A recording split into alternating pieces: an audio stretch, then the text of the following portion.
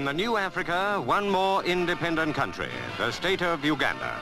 At Entebbe Airport, Prime Minister Milton Obote and His Highness the Kabaka wait to greet the Britannia, which brings the Duke of Kent to represent the Queen at the independence celebration. And with the Duke, of course, his beautiful young Duchess. Lady Coots, wife of the Governor, greets the Duchess while the Duke shakes hands with the Kabaka. A formal occasion, but more than that, because Uganda is gaining its freedom without bitterness, at its own request, becoming an immediate member of the Commonwealth. So the traditional gestures have a real meaning of friendship.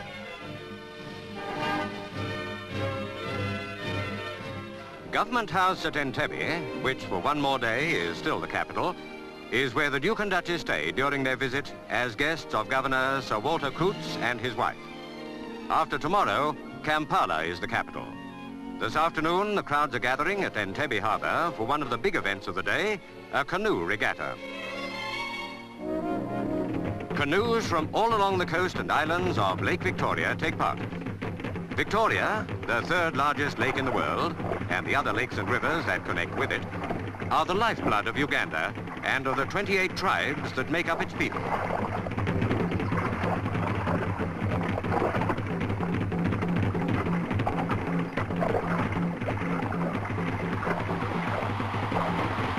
Biggest of the tribal areas is the Kingdom of Buganda, of which the Kabaka is the hereditary ruler.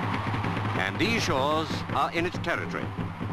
But in the crowd celebrating the independence that will be theirs at midnight tomorrow, you will find members of all the 28 tribes. For one of the first aims of the new state has been proclaimed as a commonwealth of interests, overriding old tribal divisions.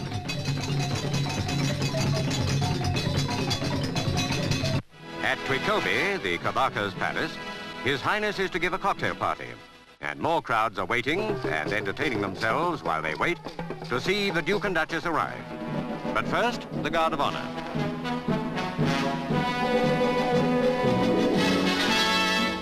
That salute, by the way, is a traditional sign of loyalty to the Kabaka by his followers. The Kabaka himself arrives, a ruler whose dynasty and kingdom were thriving long before the first European explorers came. The present Kabaka is His Highness Sir Edward William Frederick David Walungembe Mutebi Luangula Mutesa II, who now welcomes the Duke and Duchess.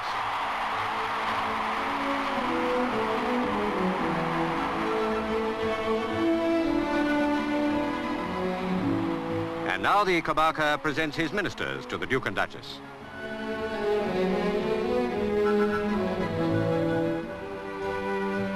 Even at a cocktail party, a certain amount of formality is inevitable. But the crowds in the streets have no such inhibitions. They've got a new independence to celebrate, and they celebrate it, pausing to greet their visitors as they go by.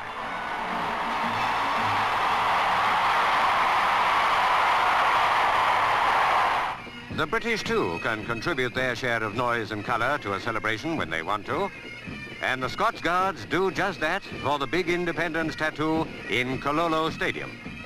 This is the climax of all these days of rejoicing, because here at midnight, Uganda's independence will formally begin.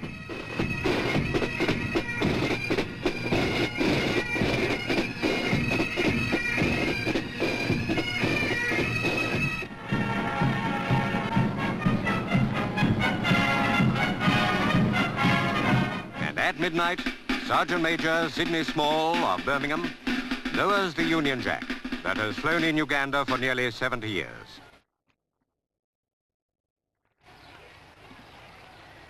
At the same moment, the 4th Battalion King's African Rifles becomes the 1st Battalion Uganda Rifles. And to replace the Union Jack, the black, gold and red flag of the new young state, Uganda is born again, free and independent.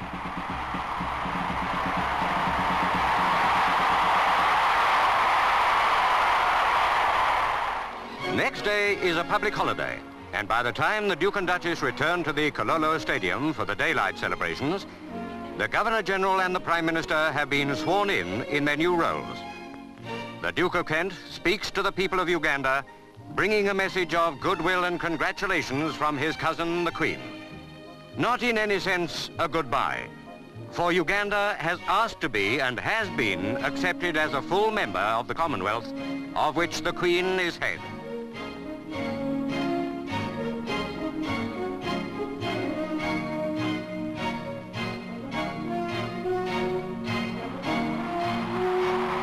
Next morning, the Duke and Duchess arrive at Parliament House for the state opening of Parliament.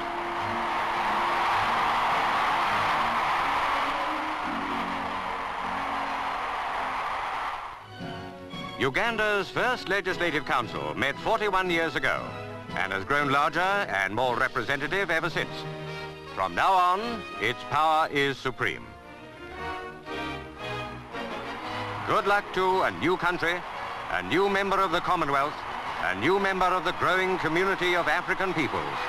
Britain has come a long way with you and wishes you well.